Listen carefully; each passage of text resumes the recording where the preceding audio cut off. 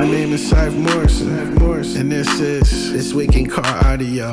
Tune in. This week in car audio. Tune in. What we talking about? Bass. Talking about chips. Talking about rings. You ain't got them. Zip your lip. You got a problem you haven't found. Check your grounds. The show about to start. Tune in.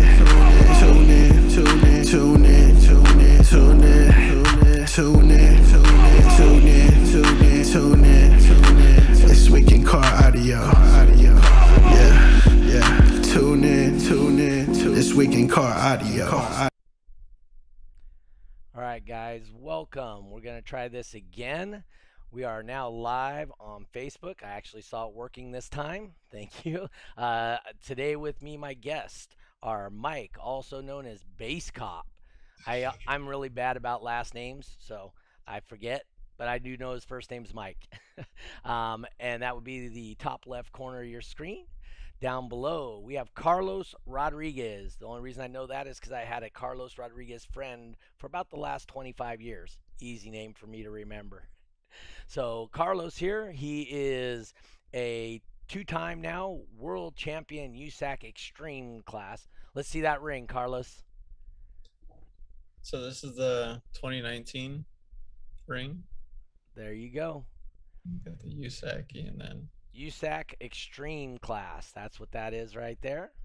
So for you people that aren't familiar, can you please explain to us what the Extreme class is?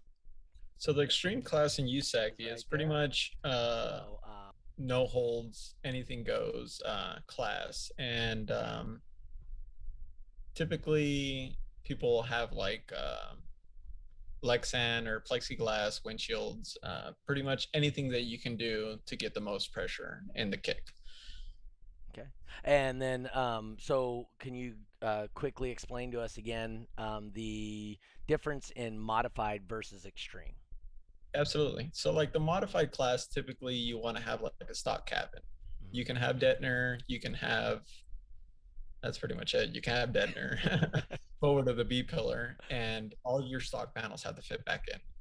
If there's any wood roofs or if there's any wood floors, even if your doors have more than, I believe it's a 50% buildup, so like of your mids and highs, that will throw you into extreme class. And then the extreme class, there aren't many rules. The only real rules that they have are like you have to have a certain space between your roof and the floor. Is that 30 inches, the same as DB drag? Yeah. Okay. Yeah. And then from like your center console to the passenger door or to the driver's side door is 13 inches. Okay. And then nothing of the enclosure can extend forward of the B pillar, similar to like DB drag extreme class. Your windshield can only be a maximum of 4 inches.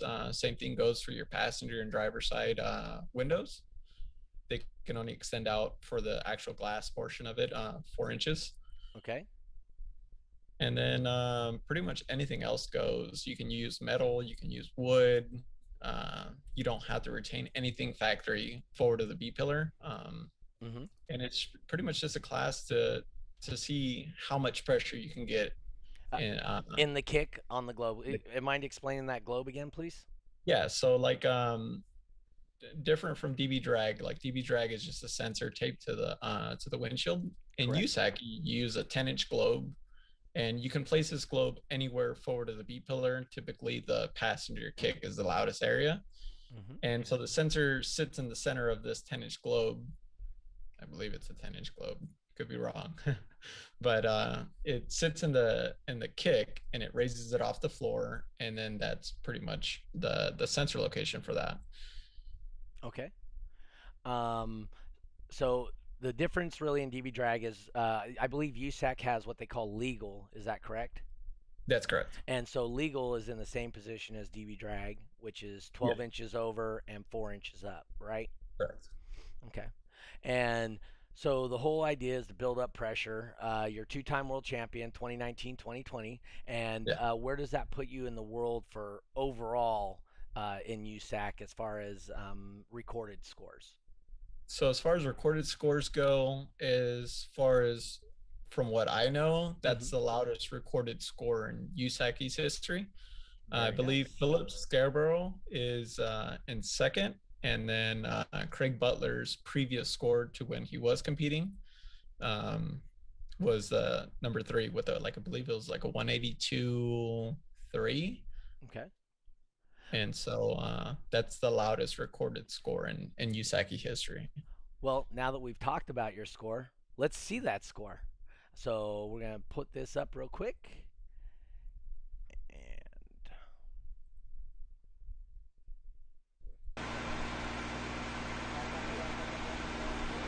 Competitors stand by. Ready, set, go. so it bumps right up to 150.2, 152.3. Is that your turn on burp or something? 20 seconds. No, so this whole USAC's finals was very unprepared. So I didn't know where the band was going to peak. There were new subs, new amps, new everything, really. 183.2. So all new equipment, huh? Yeah. Wow, that's amazing. And so you didn't even get a chance to test, right? Correct. Yeah, we were testing in the lanes. That's old school right there. Good job, baby. Good job.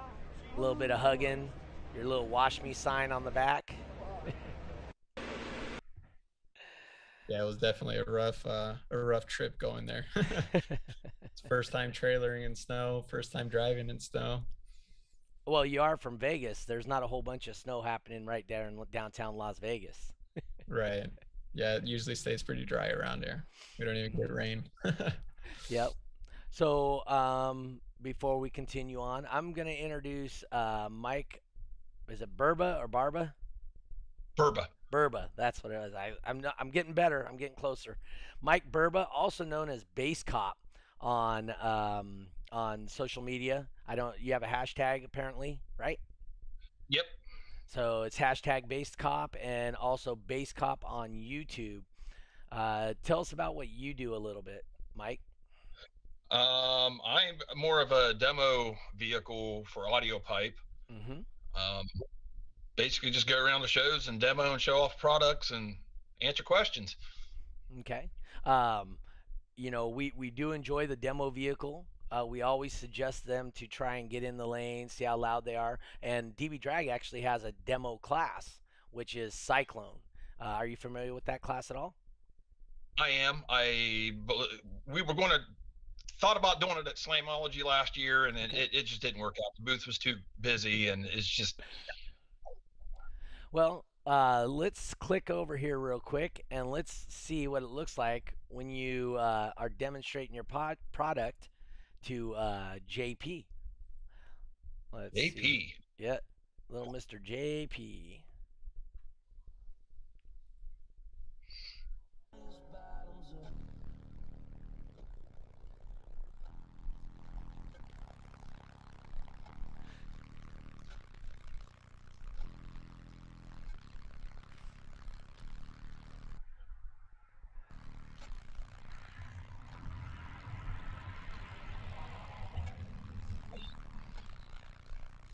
Yeah, you can see your voltage is dropping down to just under 13.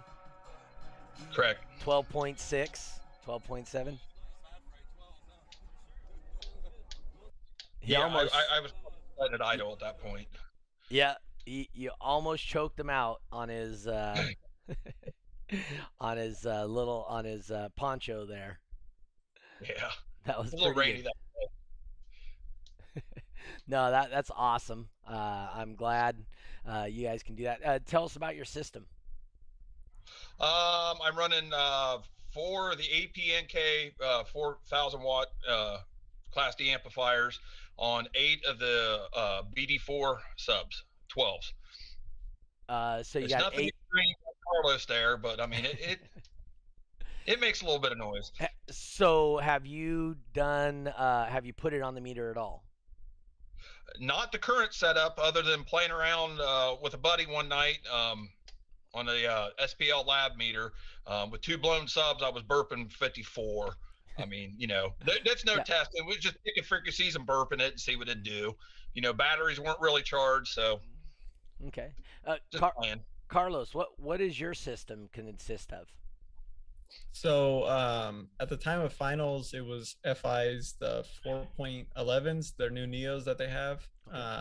We thought it would be fun to try it. Normally, it's the team version 2s, and so those are currently on 1240.1s from Incriminator Audio. Okay.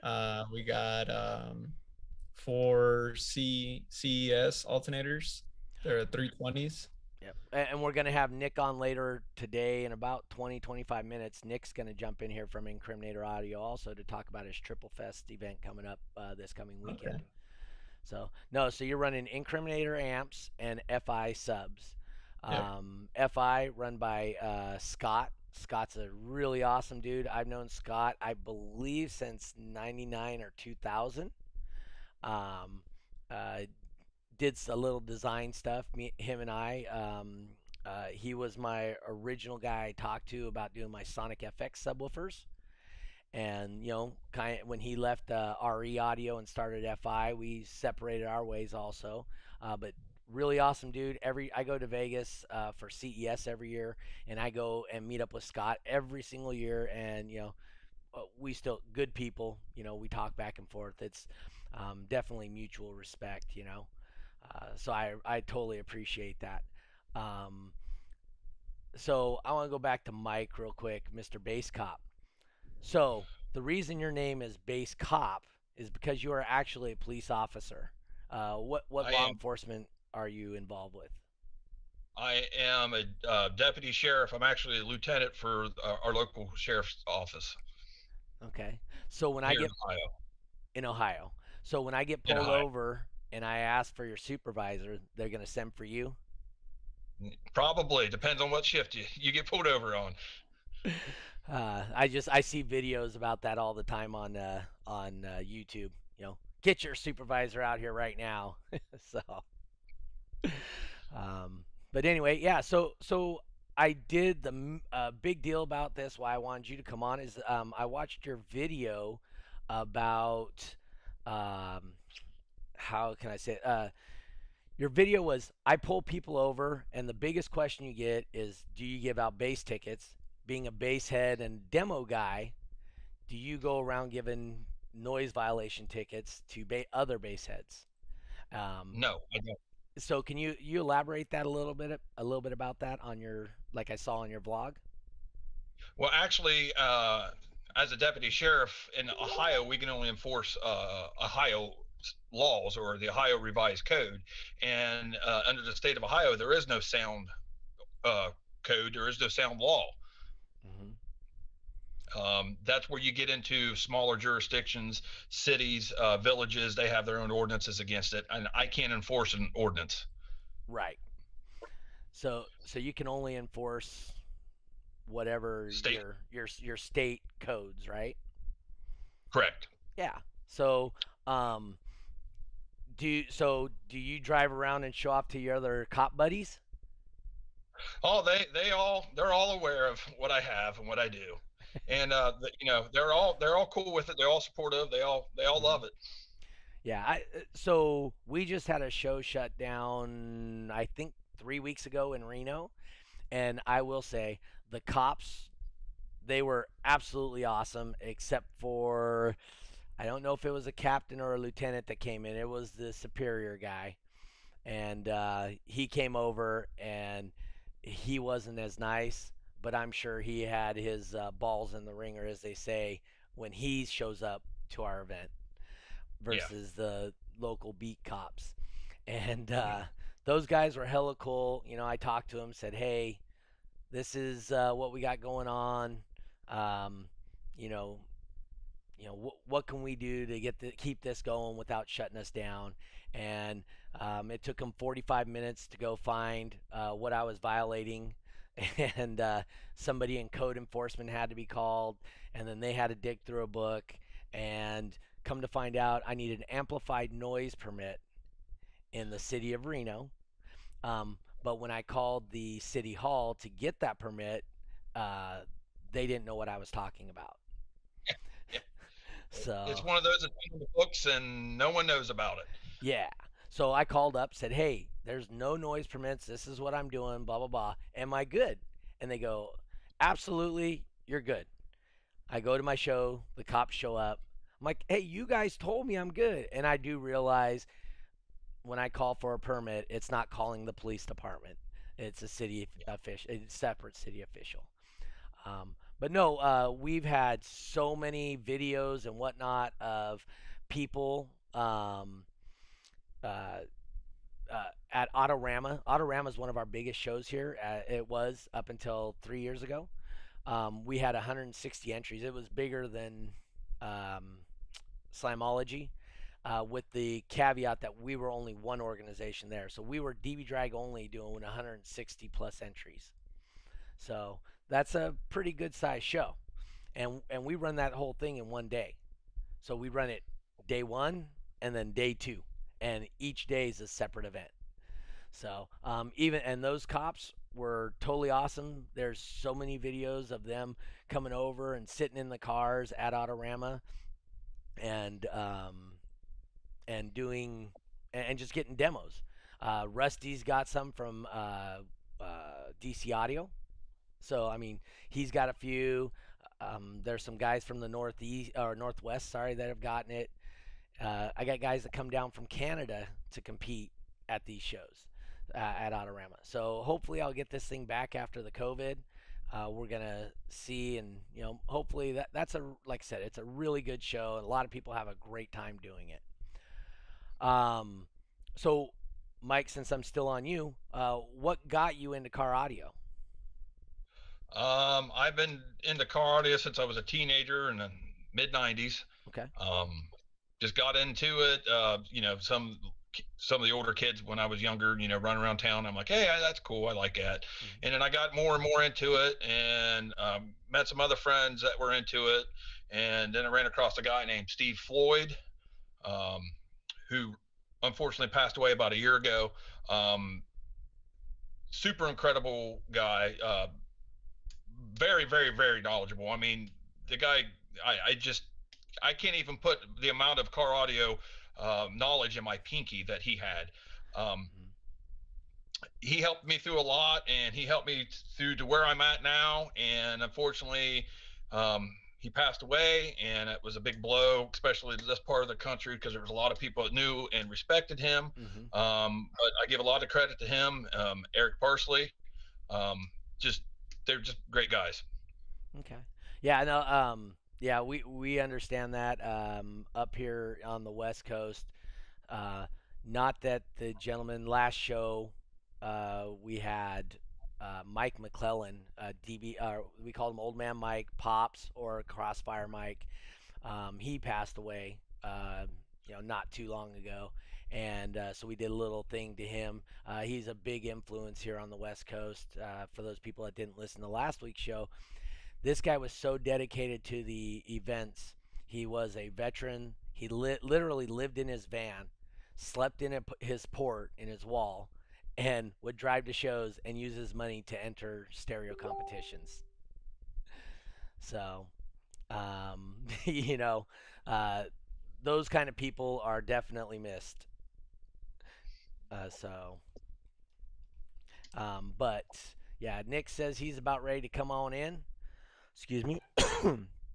And but yeah, those kind of people are absolutely missed. Those are special people involved in the car audio industry. Does your wife? Do you have wife, kids, any of that stuff? Oh yeah. Okay. Oh yeah. So what influence do they have on you in this sport? They absolutely love it. I mean, my wife, she tolerates it, so to say.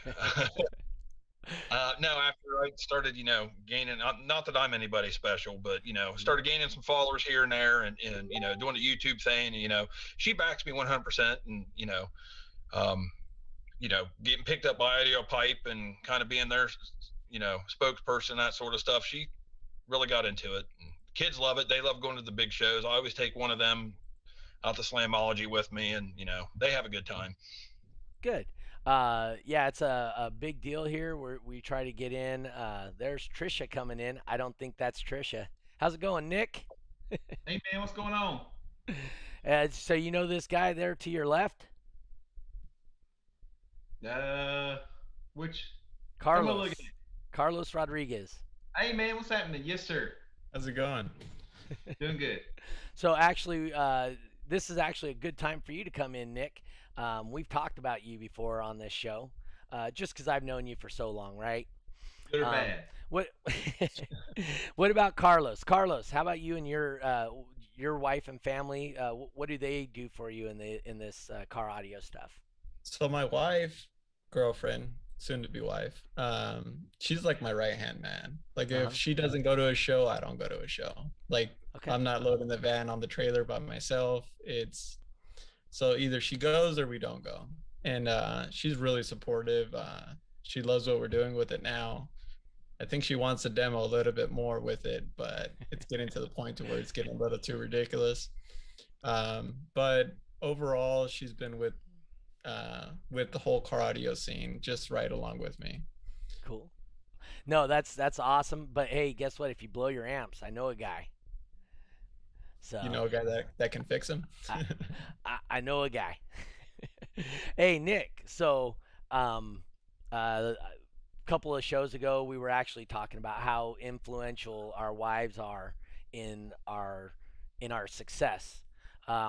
You were mildly, we'll say, successful prior to your wife coming along, but tell us about how she's such a what part she plays in the incriminator audio and keeping you grounded within the what you do. Well, it's pretty interesting. She plays a pretty huge role in what we do. A lot of people ask me like, how do you deal with it? To be honest with you, she's. I get up in the morning, she's there. I come to work, she's at work. I go home, so it's like we're together 24/7. Yeah. We had to go see I don't know what the right word is. But we had to go see like the preacher and have Oh. premarital counseling and all that type of thing or whatever back Mm-hmm. 8 or 9 years ago, whatever it was. And he specifically asked me. He said, "Do you think you fight more or less than the average couple?" And I said, "Well, I'm confident we fight more than the average couple." And he said, and he looked all concerned, and he looked at me like, "Oh no, this is down the wrong road." And I said, "The average couple, if they fight X amount of time and they're together 6 hours a day, a little bit in the morning, a little bit at night before they go to bed," I was like, Mm-hmm. "We probably fight twice as much as the average couple, but we're together 10 times as much." So Yep. I think we're kind of ahead on the slide on that. But anyway, to answer your question, so she's here. She answers the phone. She takes orders. She processes everything. She's the first person. I mean, she does everything here. I pretty much run the back of the office, the production, the manufacturing, the shipping, all that type of stuff, and pretty much anything front of house, paying bills, cutting checks, invoices, any of that type of stuff she does. So she plays a huge part in what we do here. Because she's someone that gets it and just not another employee. So lots of times it takes someone um, that can look past themselves to understand what we're trying to do and what we're trying to accomplish. Yep. No, absolutely awesome. I tell everybody, my wife keeps me grounded because money has very little value to me, to say the least, right? So we're looking at this going, man, uh, what's another four subwoofers? What's another 6 amps? you know? And my wife's like, no, we're going to pay bills this month. Silly stuff like that. I'm beyond that now because I'm a judge, but I still do I do competitive bowling, and I got my little play toy car out there and whatnot, and she still keeps me grounded. We without our wives or our significant others, this sport is nowhere near as fun, in my opinion. And I find the people that tend to be in this longer and longer have very very um, similar thoughts on the deal. It's I really really do look. Let's see here.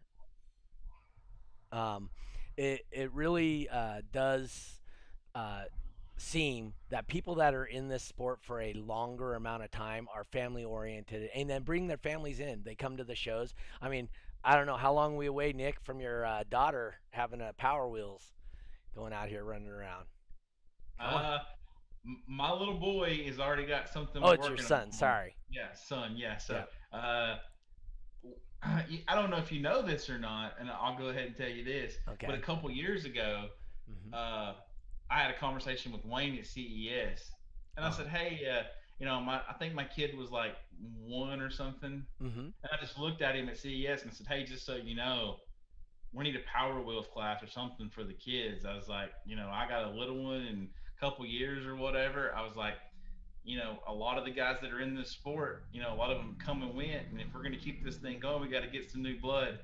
And it wasn't like 3 or 4 months later, I get the new rule book or the new stuff. And now there's a motorcycle class and we got the Power Wheel stuff in there. So it wasn't quite what I was thinking should be, but it was good enough as a good start for sure.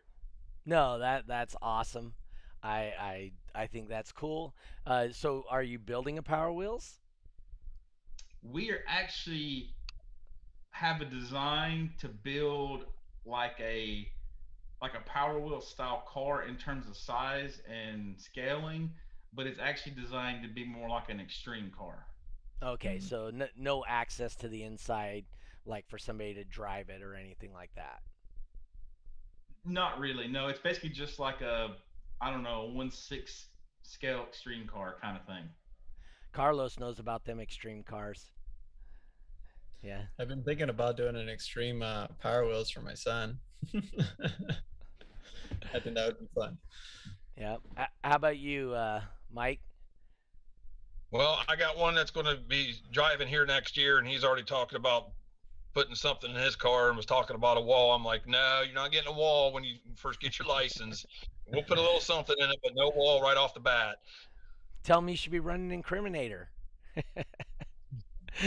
That'll make your audio pipe guys real happy if your son throws an incriminator in his car. Or we could just everybody just switches to DC audio. Now, Rusty's a good friend of mine. I've known him for a long time. Hey Nick, why don't you real quick tell us about Triple Fest? That's coming up this weekend.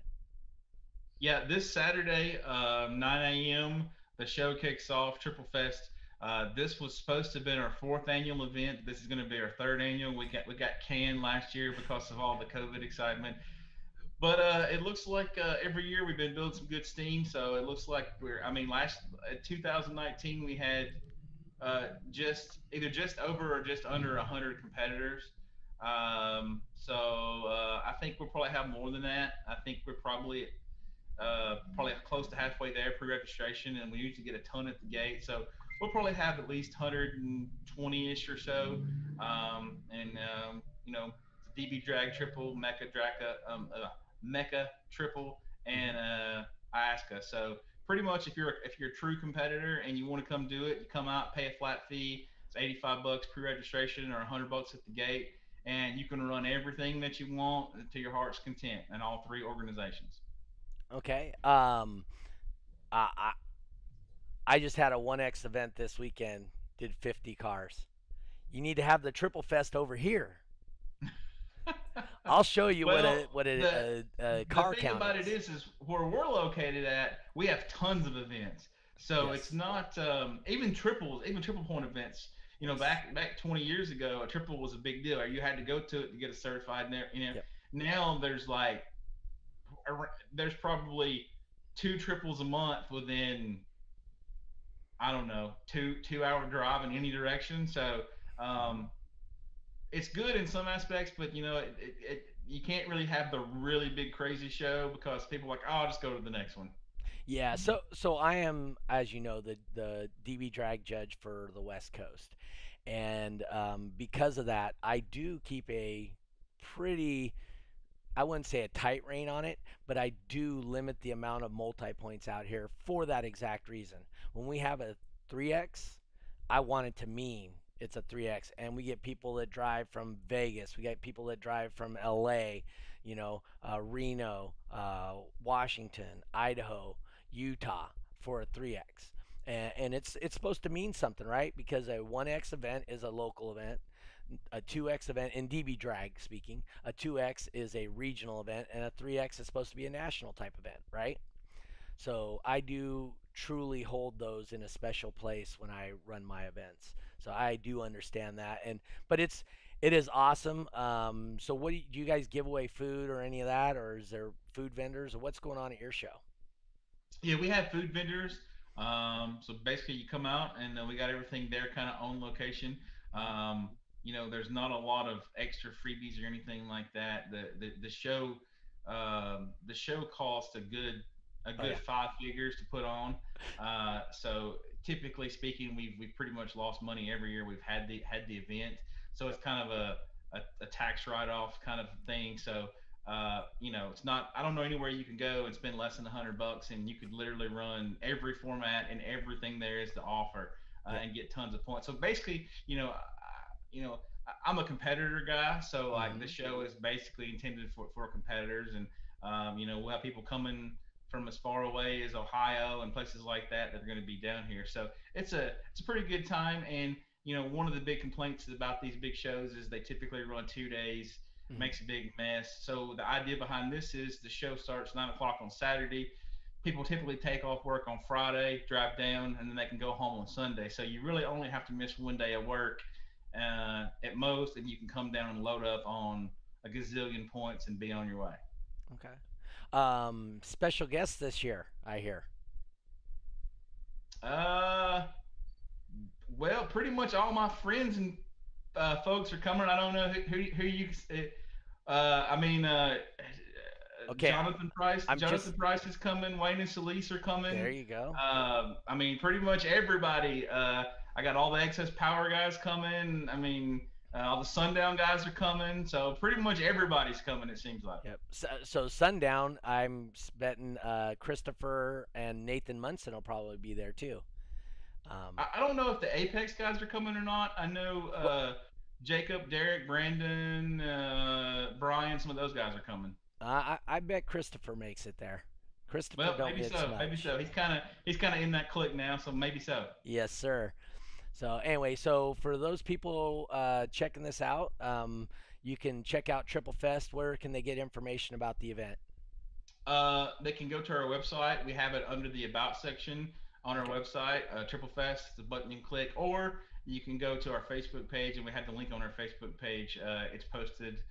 You click on that. All the details are there as well too. All right, Nick.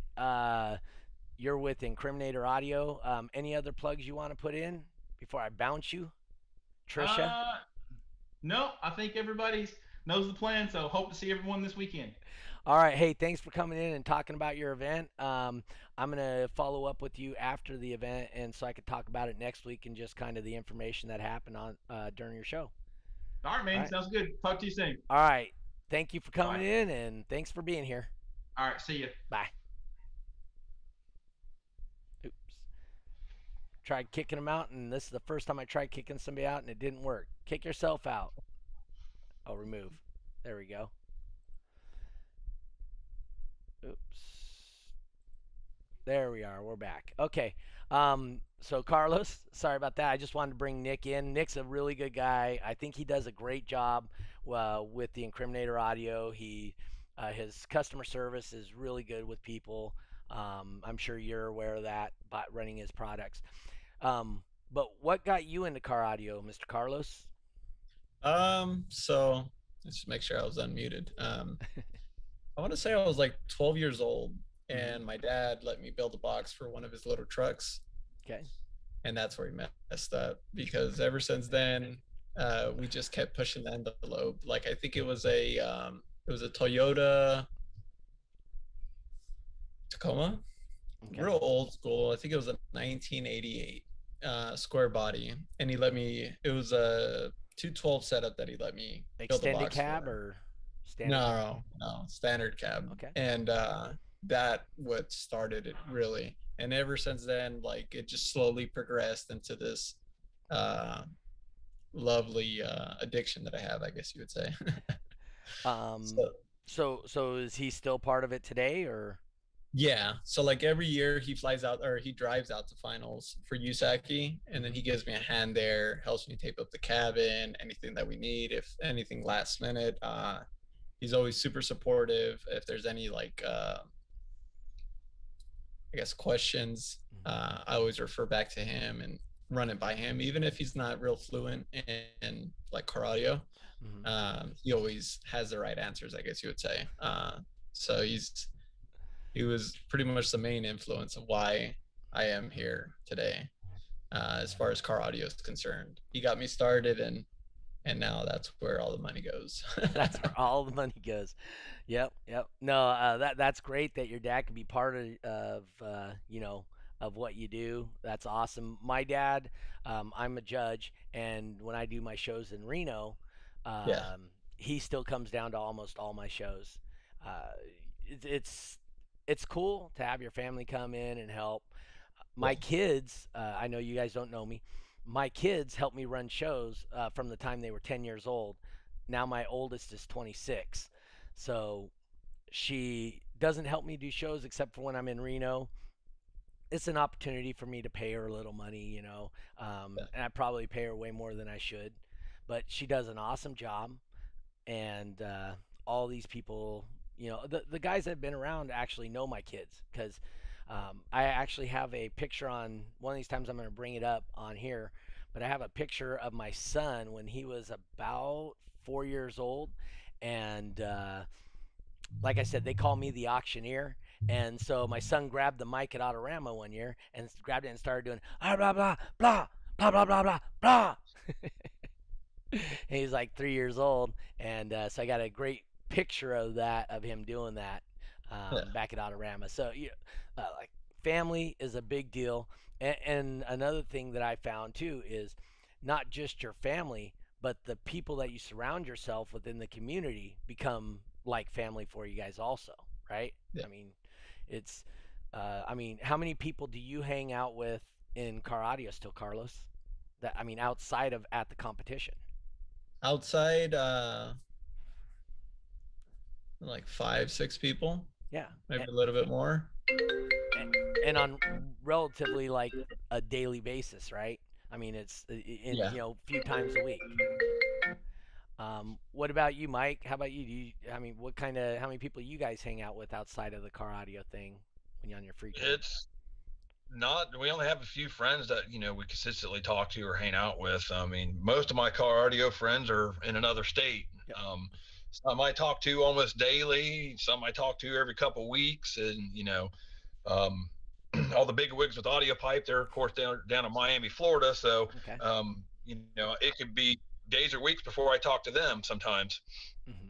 But we still talk, and the conversation picks right up where we left off. No, that's to me that is one of the most awesome things ever.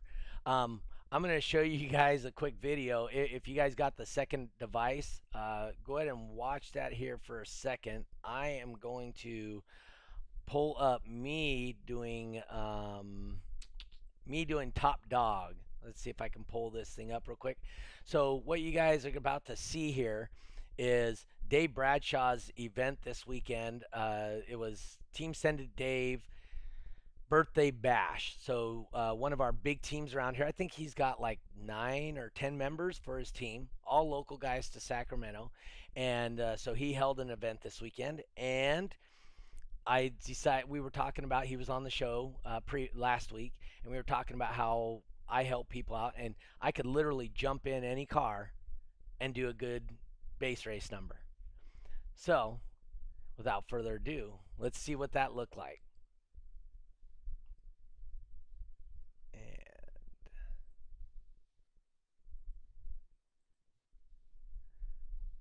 And it doesn't look like it's going to play.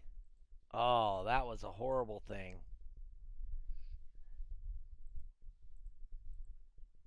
And it won't play for me. Dang it. I guess I turned that one off. Anyway, so what I did is, if you guys want to see it, you can go on my Sonic FX page. I'll also post it on YouTube.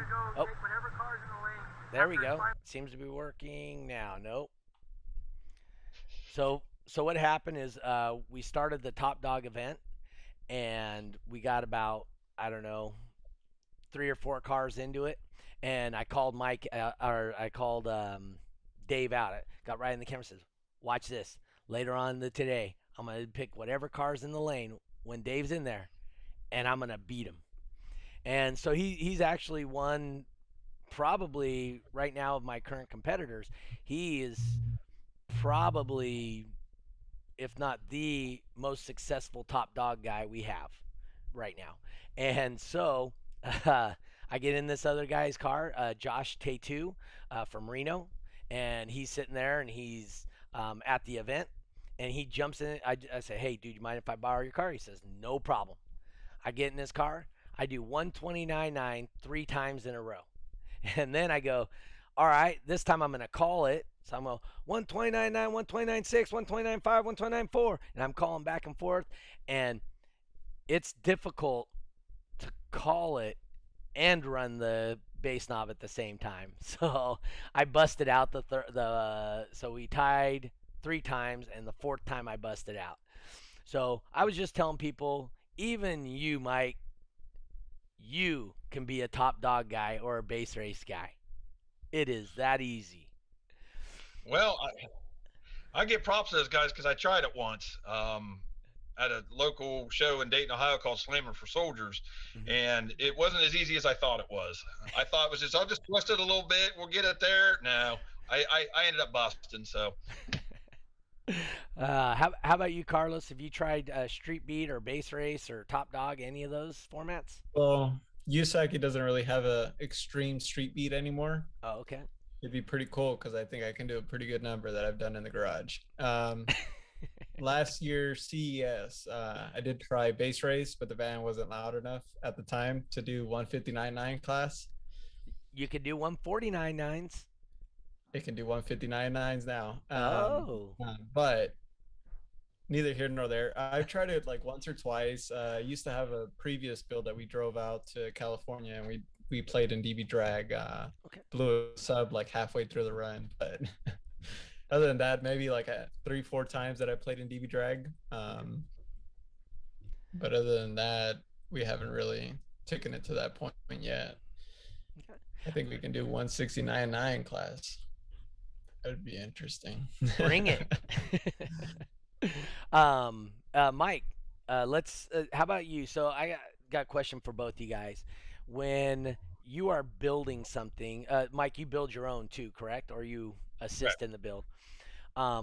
When you build your own, are there any tips or tricks? Like for you, it would be how to make the car windier, right? Because that's what you're going for with your vehicle. So you got any tips or tricks for that? take your time. Don't rush it. Take your time. If it takes you 3 months and you wanted to do it in 2 weeks, it takes you 3 months.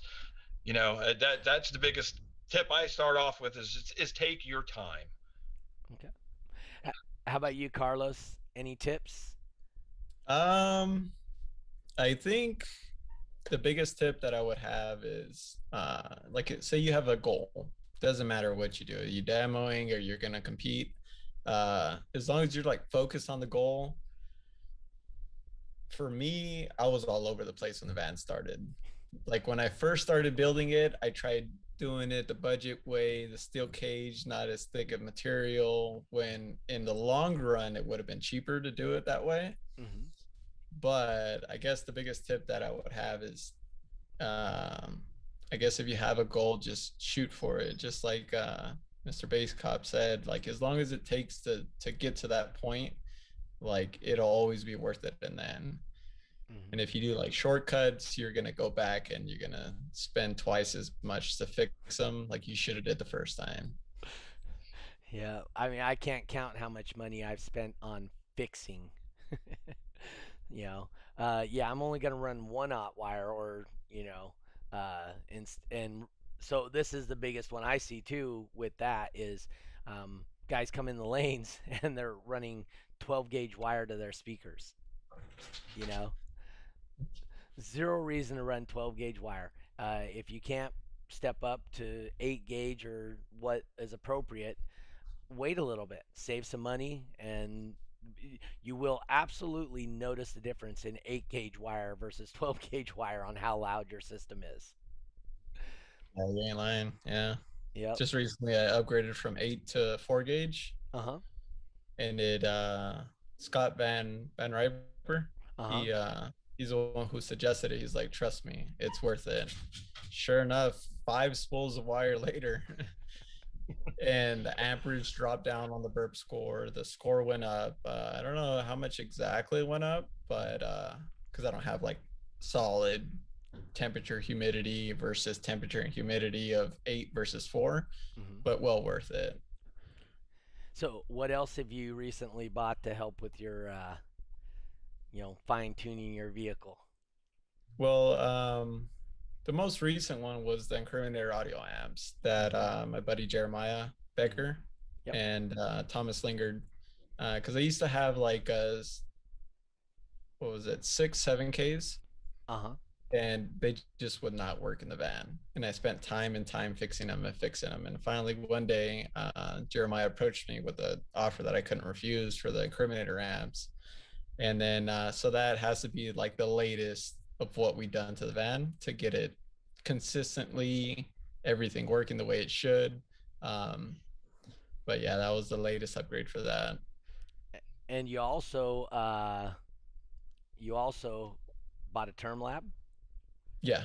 and Yeah. So so recently, we went from the standard original term lab, not the one with the AC adapter, just the meter and the that was the USB system. yeah, yeah. So we went from the USB to the term lab Magnum. Hmm. Uh, So I think that'll help in the long run, being able to write down like spreadsheets, power, amperage, wattage, resistance.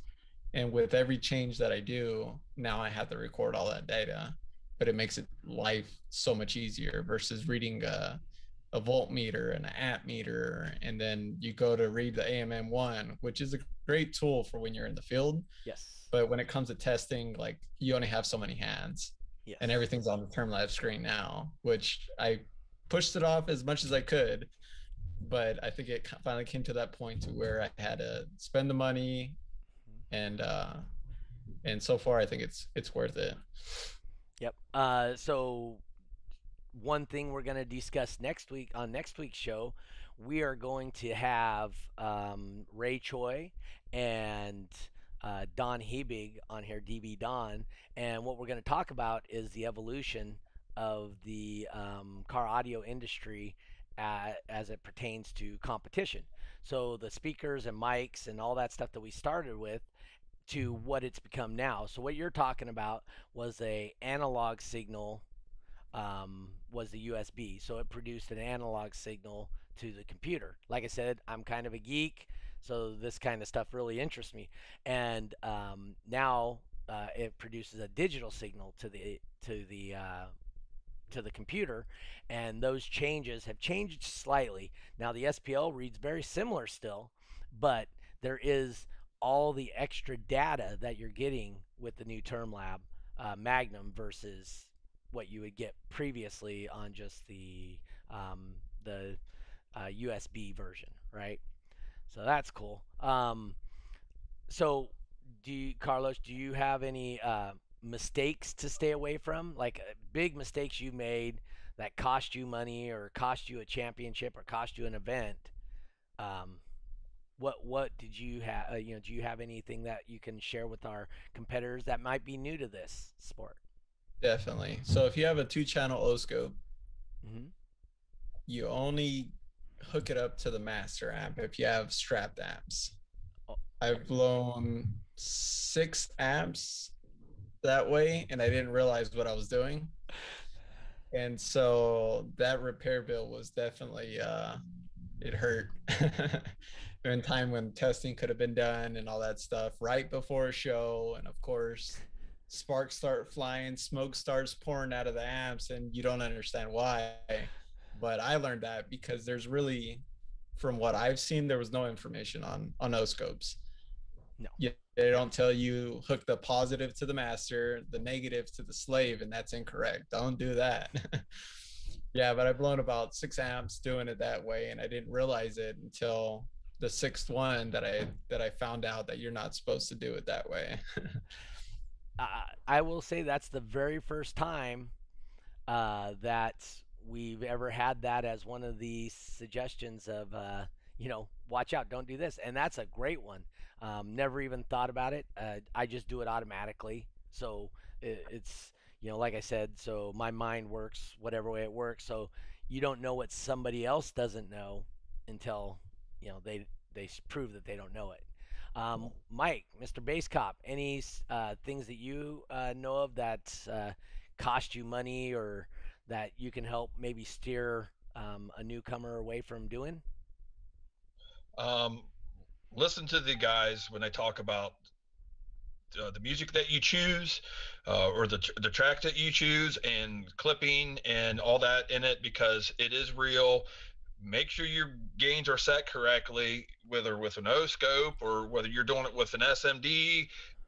Match those gains correctly, because clipping will kill it right now. Especially when you're demoing. Um, Yes, yes.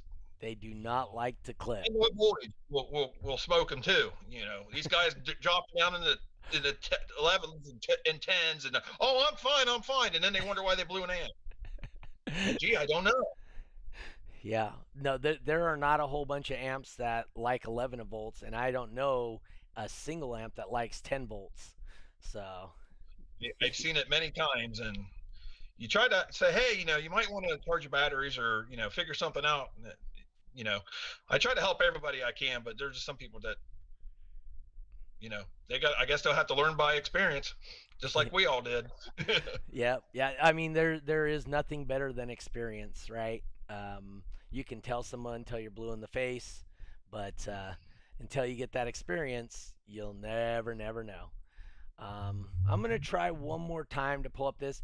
While I'm pulling up this feed, if you guys have any questions for my two guests, type them in the chat and we will go back and look at them real quick. But I am going to try one more time, see if I can't pull this thing up.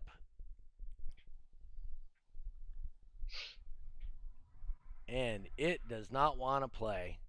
See, I told you I need fast internet. This thing is bummer. It does not want to play. So anyway, like I said, it was a good time.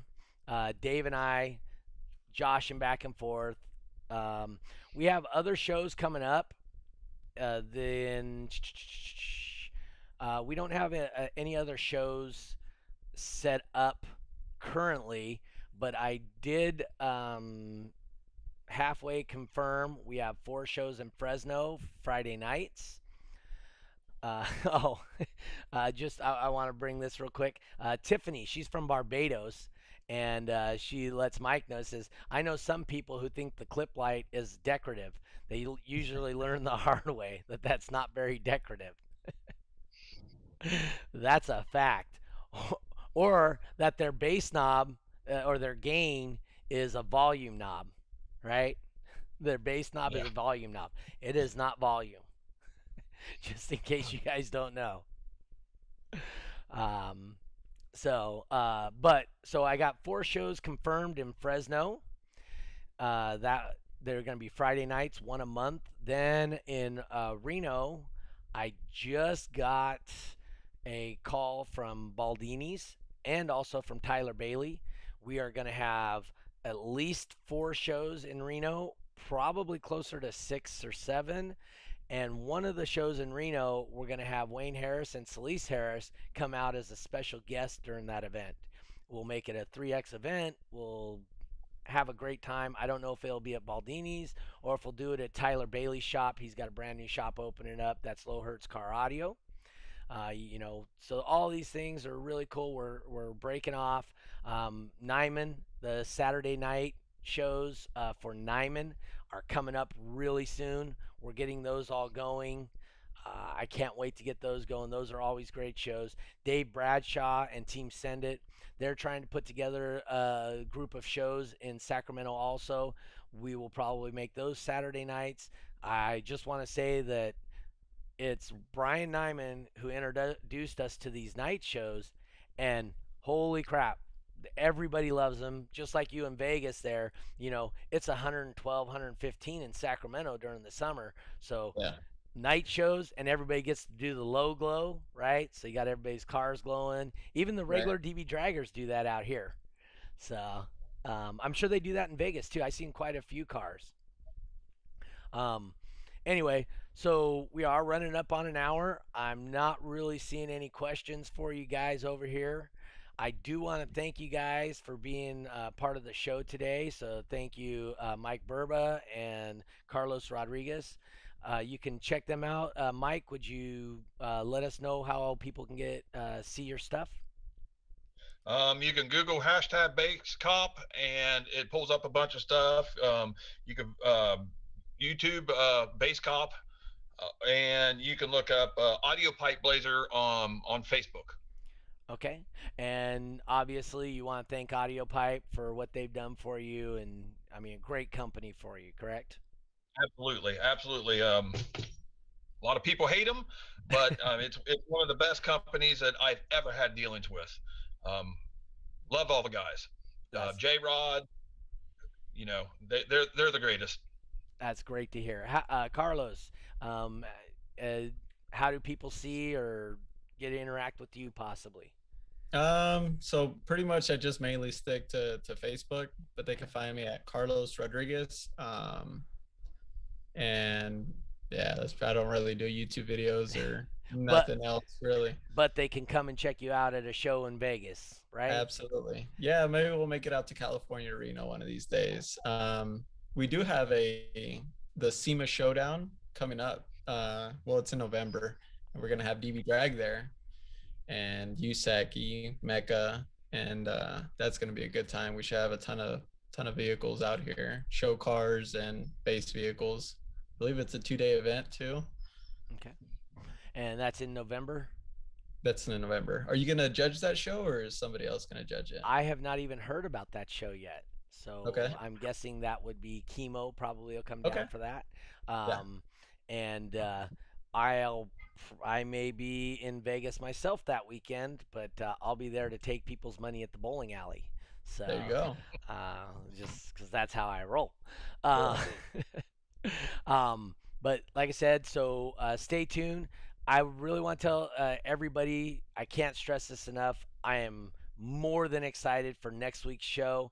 We're going to have Ray Choi. We're going to have Don Hebig. We're going to talk about all the evolution of car audio and the car audio stuff for competition. We're going to talk about the mics, how they started out and how they used to judge cars and to where it's evolved to today. To me, that is super interesting information. I hope you guys like to get that information also. Remember, you can download this on iTunes and iHeartRadio. Also, I post this on YouTube. If you can, please like and share this video to as many groups as you can. We're trying to grow this scene as much as we can. We're planning on reaching out. Obviously, I'm reaching out to Ohio. I'm reaching out to Las Vegas. We're reached out to Alabama today. We got Canada next week. Or we had Canada last week. We'll have Canada again just because I'm a big fan of Canadians. They're really great people. Eventually here we'll have people from Barbados. We may even have a live show from Barbados one of these days when this COVID stuff's over. But once again, I'd like to thank Mike Burba, Base Cop, for joining me, and Carlos Rodriguez, USACI loudest vehicle in the world, 2 years running, and currently the loudest metered score ever. So, guys, once again, thank you very much, and we are out of here.